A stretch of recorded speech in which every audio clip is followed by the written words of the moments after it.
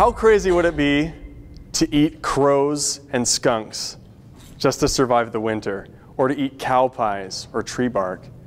That's what it was like in early Utah when the pioneers just got here in the late 1840s. It was crazy. People were barely surviving. But during this whole time, there was this one guy who wasn't so concerned about his own survival as he was about this one passionate idea that he had. All he wanted to do was to build a little church house for children. His name was Richard Ballantyne, and he was my great-great-grandfather. And his entire life, all he could think about was helping children. And so, in the midst of all this poverty and starvation that was happening in early Utah, all he could notice was these little kids scampering around that he felt were neglected. And so he actually postponed building his own house, and he lived in a covered wagon with his family, just so he could build this little church house. Well, eventually, his children's program became so popular, and the church loved it so much, that it was actually annexed into the actual organization of the church, and it became primary and Sunday school programs. You've probably heard of those things, right? Well, the amazing thing about this story is that Richard Ballantyne, he wasn't a prophet or an apostle. He wasn't even a general authority. He was just a guy, an ordinary member, just like all of us, who was passionate about an idea. And he felt inspired. He felt driven to do something. And because of him, because of his contributions, Mormonism has been changed forever. The cool thing about this story to me is that it shows that Mormonism is a place where ordinary people can make massive contributions.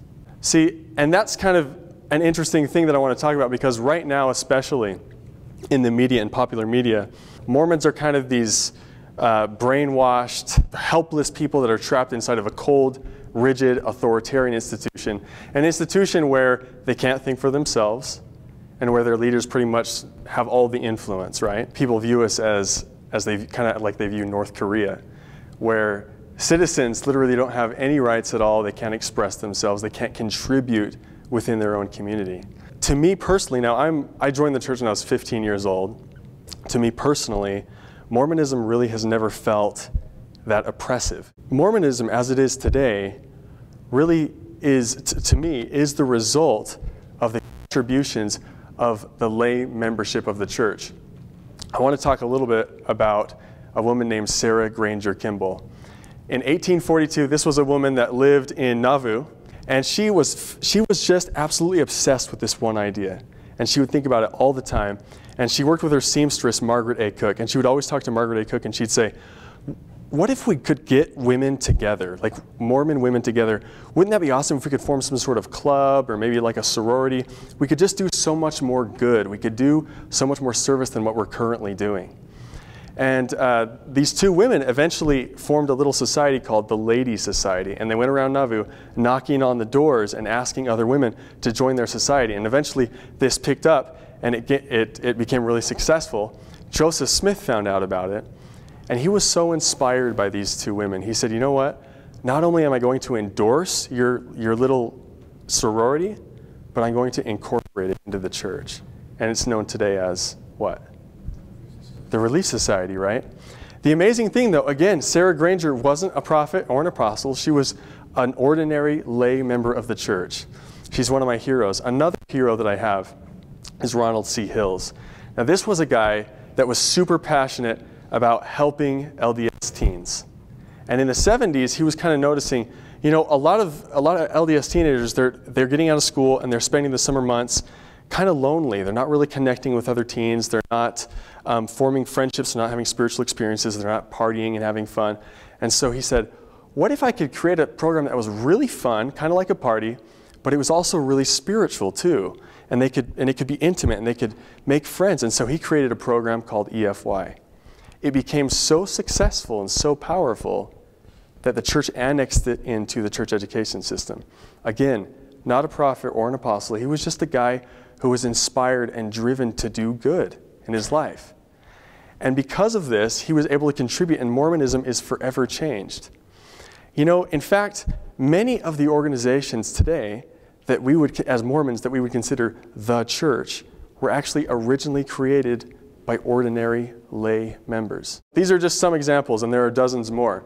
the Sunday school program, like we've talked about, Primary Relief Society, EFY, but also LDS Family Services, Church Welfare, the Ensign Magazine, the MTC, that's an interesting story there.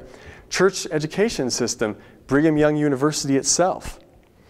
Duty to God Award Program, Young Women's Medallion Program, YSA and Mid-Singles Wards, and Deaf and Blind Wards, and Magnet Wards, and Tongan Wards, and Spanish Wards.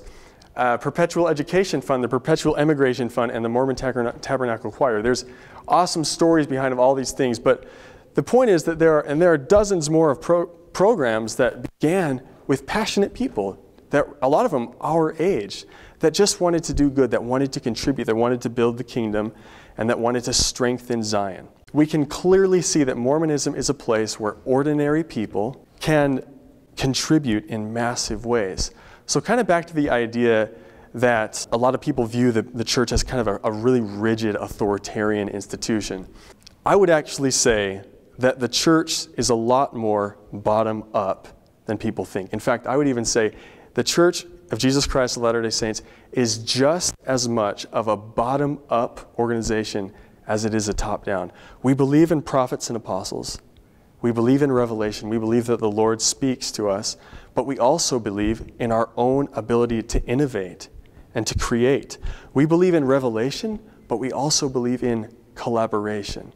The funny thing about Mormonism, and you'll never hear this in the media, you'll never hear this. The cool thing about Mormonism is that the leaders themselves, the prophets and apostles, have been stressing this idea. They have been the ones, especially Brigham Young, by the way, who have said, please contribute, please innovate, please help us, help the leadership.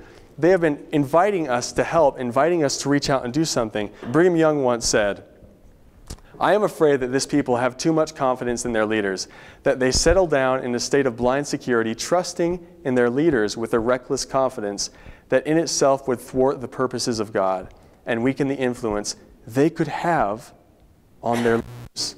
Hugh B. Brown loved this guy. He said, I admire men and women who have developed the questing spirit, who are unafraid of new ideas as stepping stones of progress. He said, we should be unafraid to offer dissenting opinions if we are informed. Thoughts and expressions compete in the marketplace of thought, and in that competition, truth emerges triumphant. Only error fears freedom of expression. All right, so why do I feel so darn passionate about this? Why do I want to talk about this so much? Because if you're my Facebook friend, I'm like always rambling on about this. Why do I think it's so important that we learn about the history of innovation in Mormonism? It's important because we, the rising generation of Latter-day Saints, are confronted with so many new challenges, a whole set of new challenges that no other generation has been confronted with. A lot of it has to do with social media and the internet. A lot of it has to do with communication technology. A lot of it, though, has to do with the fact that today there are more single Mormons in their late 20s, 30s, and early 40s than ever before, by far. And so many of these people are lonely and they feel ostracized. So many of these people, a lot of them are leaving the church. A lot of us are leaving the church. A lot of them are on the verge of giving up.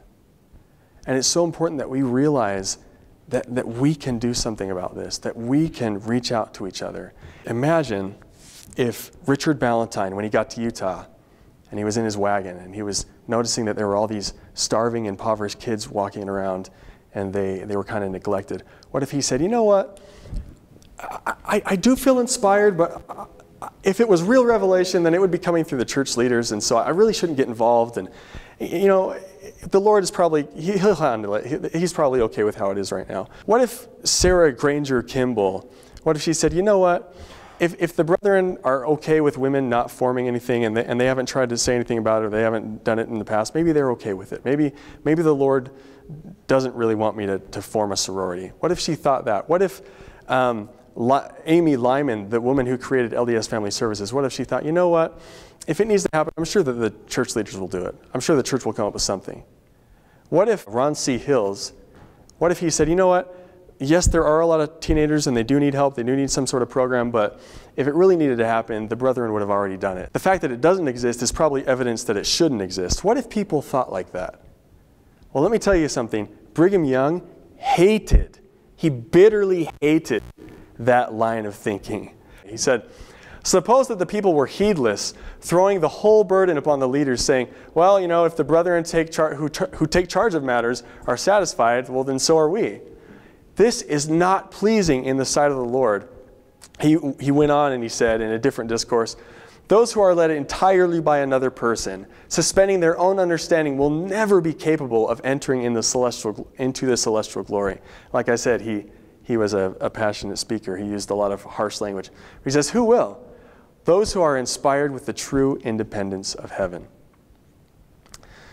So the point that I want to make is that when each of us, as young people, when we are anxiously engaged in our own good causes, when we're chasing our dreams, when we feel inspired to do things, and we're taking action, when we are doing those things, it has a net positive effect, not only on our own life, of course, but on the Mormon community and on the entire LDS Church. May we always remember how incredibly important it is to contribute. May we see the value of our own contributions. And may we value also how sacred the principle of obedience is, how wonderful it is that we do have priesthood authority, but may we value our own freedom of expression. May we be creative, and may we always be willing to contribute our own innovations. Thank you.